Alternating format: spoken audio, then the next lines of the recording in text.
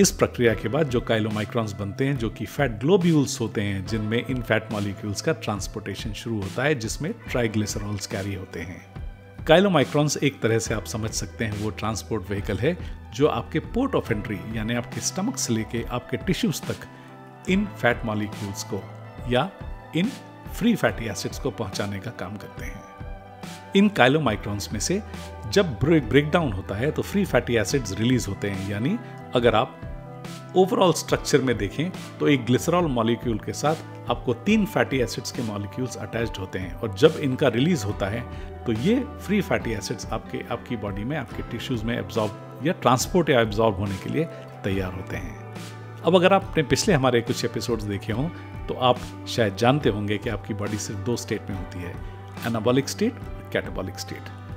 अगर आप anabolic state की बात करें तो इनका ट्रांसपोर्टेशन इस तरह से होता है कि ये फ्री फैटी एसिड्स जाकर आपके एडिपोज टिश्यू में अटैच होकर उनके साथ वहीं पर सेटल होते हैं,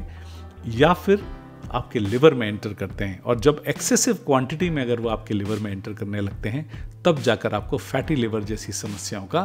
की शुरुआत होती है। हमारे पिछले एपिसोड्स में आपने देखा, जब हमने एनाबॉलिज्म और कैटाबॉलिज्म की बात की थी, ये प्रक्रिया है एनाबॉलिज्म की, यानी अंदर आने वाले फैट को आपकी बॉडी किस तरह से डाइजेस्ट करती है, एब्जॉर्ब करती है और उन टिश्यूज तक पहुंचाती है। अब तक हमने देखा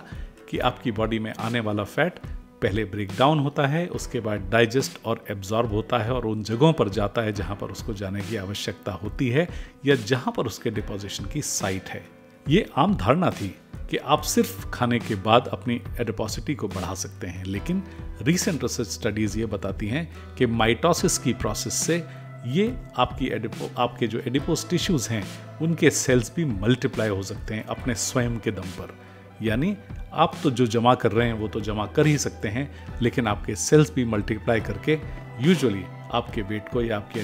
एडिपोसिटी को और भी ज़्यादा बढ़ा सकते हैं। यहाँ पर एनाबॉलिक प्रोसेस का अंत होता है। अब यदि आप देखें तो इसका यूज बॉडी कैसे करेगी। अब ये जो भी फैट्स डिपॉजिटेड हैं वो एक तरह से आपकी बॉडी में डिपॉजिटेड एनर्जी है, और इस एनर्जी का डिप्लॉयमेंट बॉडी तब करती है जब आप किसी हैवी एक्सरसाइज में अपनी एनर्जी को डिप्लॉय करना चाहते हैं या आप किसी स्टार्वेशन की प्रोसेस से गुजरते हैं। तब शुरुआत होती है कैटाबॉलिक प्रोसेस की, यानी इसी एनर्जी की ब्रेकडाउन होने की और उसके कन्वर्जन की प्रक्रिया, जिससे बॉडी यूजेबल एनर्जी बना सके, जिसको आप कहते हैं एटीपी।